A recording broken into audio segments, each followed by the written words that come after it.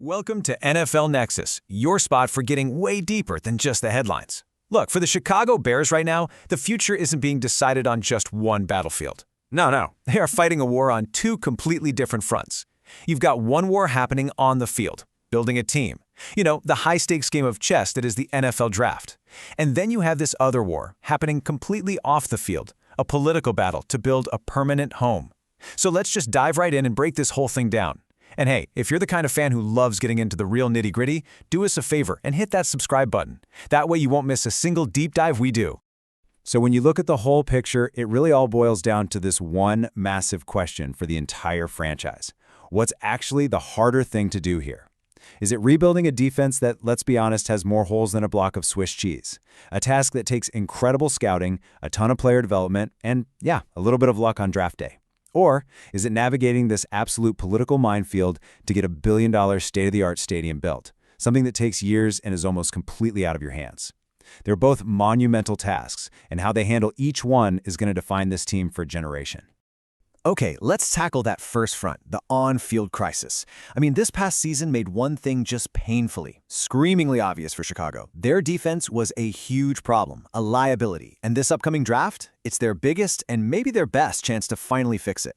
You have to understand, when your defense can't get a stop, it just puts this crushing pressure on everyone else, especially a young offense. It wears your own guys down, it completely blows up any game plan your coaches spent all week drawing up. It's not just some small weakness, we're talking about a foundational crack that's threatening the whole building.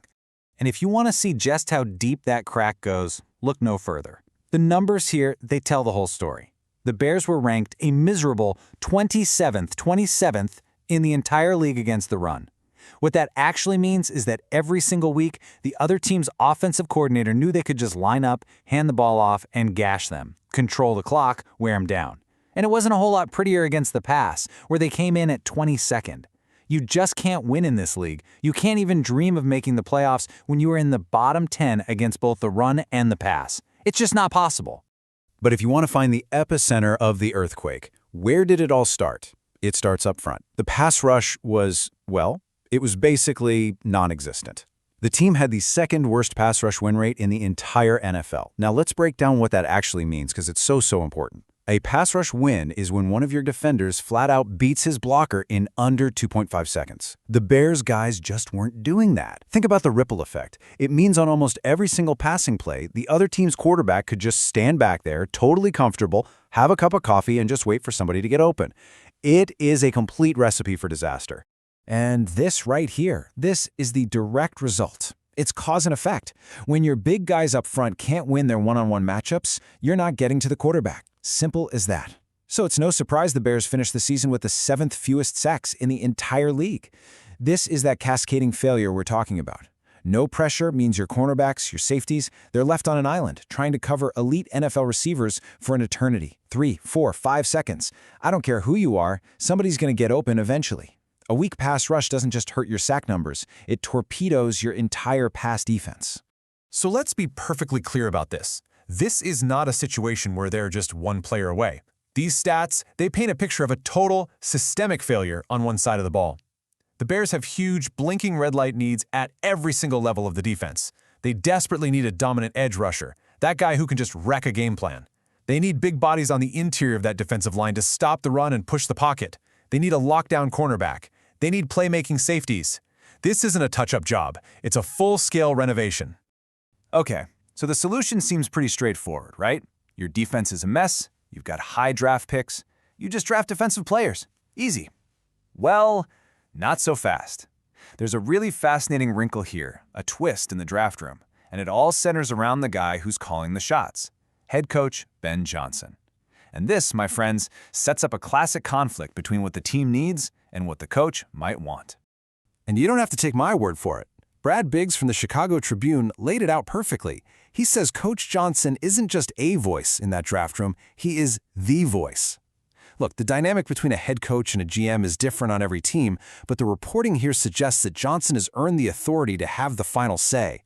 As Biggs says here, if the coach doesn't want a player, they're just not going to pick him. He's the architect of this whole thing. And this is where that potential conflict, that dilemma, just comes into crystal clear focus. Coach Johnson is known industry-wide as an offensive genius. That's his brand. That's how he made his name, by designing these creative, high-flying offenses. It's his passion. It's his expertise. But the team's most glaring, most obvious, statistically proven weakness is on the complete opposite side of the football. So you have a brilliant offensive mind holding the keys to a kingdom that is absolutely desperate for defensive help. So this sets up a super interesting scenario on draft night. Just imagine it. The Bears are on the clock. Let's say it's a top 10 pick.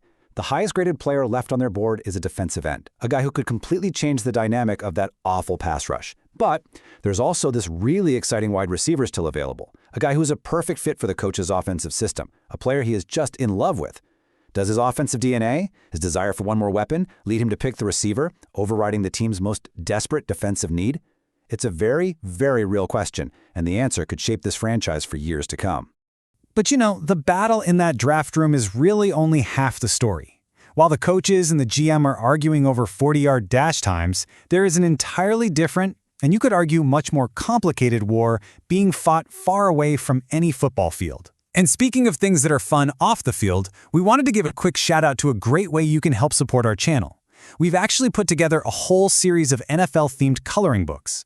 They're honestly perfect for kids, for grandkids, even for adults who just want to chill out during a commercial break. You can check them out using the QR code on your screen or by clicking the link down in the description. Every little bit helps us keep making deep dives just like this one, so we really appreciate it. All right, let's pivot to this second front, the long, complicated, winding saga of the Bears trying to build a new, domed stadium out in Arlington Heights.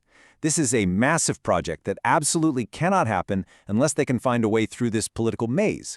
I mean, for decades, this has been the franchise's dream, a modern building that could host Super Bowls, Final Fours, huge concerts, generating all this new money that they just can't make at their current, historic, but, let's face it, outdated home. Now, this entire thing, this whole multi-billion-dollar dream, it all hinges on one key piece of legislation, something called the Mega Projects Bill. So what is that? Well, think of it like a special set of rules from the state designed to encourage huge construction projects that can boost the economy. It usually includes things like big property tax breaks for a number of years, maybe some public money to help build new roads and infrastructure around the stadium, stuff like that. The Bears have been really clear. Without this kind of help from the state, a project of this size just isn't going to happen. It's not financially possible for them to do it alone. And for a long time, it felt like this was just stuck in the mud. But then, after months and months of debating, of backroom negotiations and public pressure, there was finally a breakthrough. The bill actually started to gain some real momentum, and it cleared its first huge political hurdle in the Illinois state government. For the team, for the fans, this was the first real sign that this dream might actually happen. The bill passed the Illinois House of Representatives, and look at the vote, 78 to 32. Now, on the surface, that looks incredible. It looks like a massive win for the Bears, a huge step toward putting shovels on the ground. I mean, a wide bipartisan margin like that, it suggests there's a ton of support and that this thing is on the fast track. But, as we're about to find out, that's almost never how things work in politics. Right, because in the world of politics, one single vote is almost never the end of the story. That victory in the House, that was really just the opening act in a much longer, much more complicated political drama. Passing one half of the legislature is a big deal, don't get me wrong, but it is a long, long way from the finish line.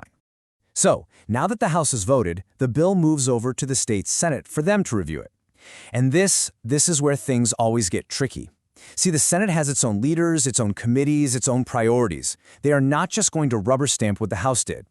They're going to hold their own hearings, they're going to debate it, and they will almost certainly make their own changes, what they call amendments.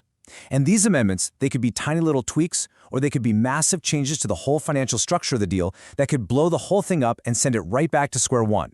This quote from Brendan Moore of Capitol Hill, Illinois, it perfectly sums up the whole mood. A major sign of progress, but hurdles remain. That is the key. Yeah, they won the first leg of the race, but the biggest, toughest obstacles are still sitting right there in front of them. And those hurdles could be anything. Disagreements over the tax breaks, demands for certain labor unions to get the construction jobs, you name it. And here is the biggest plot twist in this entire saga. This is what makes it so fascinating. According to Paris Schutz over at Fox 32 Chicago, the version of the bill that actually passed the House, the one everyone was celebrating, might already have changes in it that the Bears themselves don't even like. Just let that sink in for a second. It's possible that someone in the house snuck in what's called a poison pill, some provision they knew the team would hate, maybe related to taxes or who controls what. So the Bears may have won a political victory that they are now secretly working behind the scenes to try and undo. It's wild. And so this all brings us right back to where we started. The Chicago Bears are fighting a war on two fronts with incredibly high stakes on both sides. In one arena, you have an offensive coach who holds the future of a broken defense in his hands. And in the other, you have the franchise's billion-dollar dream home hanging on by a thread, subject to the whims of politicians and backroom deals. It all leaves us with that one final question. Will the next great era of Chicago Bears football be built in the draft room, or will it be built on new ground in Arlington Heights? What do you think is the tougher mountain to climb? Drop a comment below and let us know. And hey, don't forget to like this video and subscribe to NFL Nexus for more. Thanks for watching.